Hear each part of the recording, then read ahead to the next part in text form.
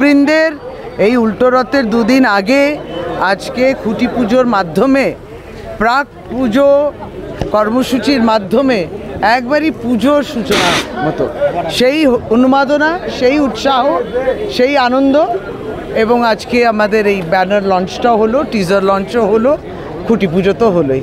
সুতরাং দারুণ উৎসাহ এবং আহিটোলা যুবকবৃন্দের এই পুজোটা খুব জনপ্রিয় হয়েছে, সকলেই আসেন। এবার আরও পরিশ্রম এবং তারপর আসল যে বিষয়টা সেটা তো সাসপেন্সে থাকবে, কল্পিত কল্পনায় এবার আগামী দিন ধীরে ধীরে বেরোবে।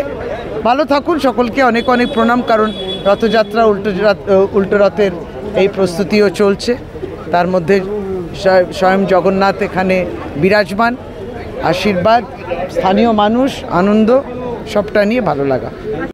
মমতা বন্দ্যোপাধ্যায়কে এই জয়টা দিয়েছেন, এটা মমতা বন্দ্যোপাধ্যায়ের জয়। তাকে সামনে রেখে 4টি বিধানসভার উপনির্বাচন, এটা মানুষের আশীর্বাদ। আমরা অনেক অনেক কৃতজ্ঞতা এবং ধন্যবাদ জানাই। দিদি বলেও দিয়েছেন মুম্বাই থেকে ফিরে কর্তব্য, কাজ, দায়িত্ব সবটা বাকি, সব ভালোভাবে কাজ করতে হবে বলেছেন আমাদের সব। তো কল্পনা এটা জাস্ট একটা টিজার দেওয়া হয়েছে, আসল নামকরণটা আরও কিছুদিন পরে আসবে। তো এই যে ব্যানার আজকে ওপেন হলো, তো সেই ব্যানারের মধ্যে থেকেই আশা করি সাধারণ মানুষ কিছুটা হলেও বুঝতে পারছে যে কী নিয়ে কাজটা হচ্ছে। তবে যেটা বলার সেটা হচ্ছে একদম খুব সুপরিচিত, প্রতিটা আমাদের ঘরের একটা শিল্প এবং বাংলার শিল্প, সেই শিল্পটাকে তুলে ধরছি এবং অন্য আঙ্গিকে তুলে ধরা হয়। এবছরের ভাবনা আমাদের দুই বাংলাকে এক করার মতো।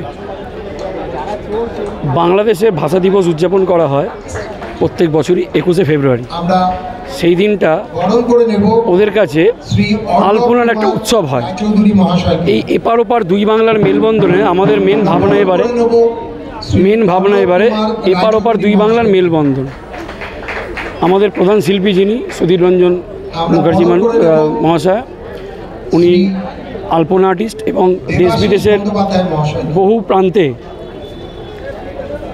অনেক ছাত্ররা ছড়িয়ে রয়েছে, শুধু ভারতবর্ষে নয়, ফ্রান্স, জাপান, সাউথ আফ্রিকা এরকম জায়গায় অনলাইন থেকে শেখে।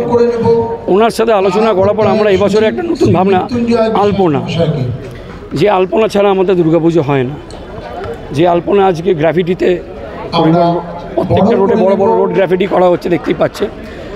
সেই আলপনায় আমরা এবছরের নাম দিয়েছি কল্পিত কল্পনায়, আকারের মহাযাত্রা।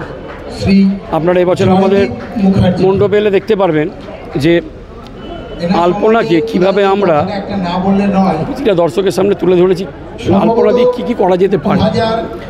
প্রত্যেক বছরই নতুন কিছু থেকে থাকে, তো এই বছরে আমাদের একটু আলাদাভাবে চিন্তাভাবনা করা হয়েছিল যে এমন কিছু করা যেটা কলকাতার বুকে বোধহয় এখনও পর্যন্ত হয়নি।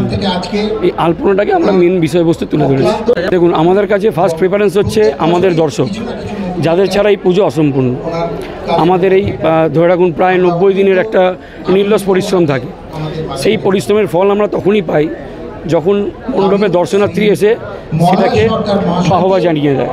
ওর থেকে বড় পুরস্কার আর কিছু আমার মনে হয় পাওয়ার মতো নয়।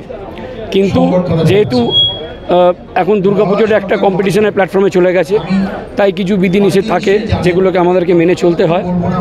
আমরা চেষ্টা করি তাই প্রত্যেক বছর যাতে প্রচুর পরিমাণে দর্শক আমাদের পুজো প্যান্ডেলের মণ্ডপে আসতে পারে, সেই ব্যবস্থাটা সবার আগে করি, যাতে ওনাদের ঠাকুর দেখতে এসে এমন কোনো পরিস্থিতির মধ্যে পড়তে না হয় যাতে ওনারা আগামী বছর হয়তো ভাববেন যে এখানে আমরা আসবো কি না। তাই আন্তরিকতাটা সবার আগেই থাকে আমাদের। তারপর তো বিষয়বস্তু রয়েছে যেটা আরও প্রত্যেক বছর দর্শনার্থীদের টেনে আনার জন্য আমাদের আরও করে থাকে। দেখুন, পুজো আমাদের শেষ হয় না, প্রত্যেক বছরই শুরু। তা আজকে দেবী জলে পড়া পরই কিন্তু শেষ নেই, আবার শুরু হয়ে যাবে। তা 12 মাসই আমরা শুধু পুজো নয়, আমাদের 12 মাস প্রধান লক্ষ্য হচ্ছে মানব পুজো করা। আমাদের ক্লাবে প্রত্যেক বছর সারা বছর ধরে যে সোশ্যাল কাজগুলো করা হয় তার মধ্যে দুর্গাপুজো বাদ দিলে আপনি দেখতে পাবেন এসে আমাদের অ্যাম্বুলেন্স পরিষেবা, অক্সিজেন পরিষেবা, এগুলো ফ্রি সার্ভিস আমরা প্রত্যেক বছর দিয়ে আসছি।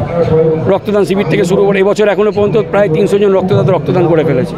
তো আমাদের কোনো কিছুই থেমে নেই, আর সবই মা দুর্গাকে রিলেটেড করে আমাদের এই সারা বছরই প্রোগ্রাম চলছে। তাই আমাদের কোনো দিনও শেষ নেই, প্রত্যেকটাই শুরু।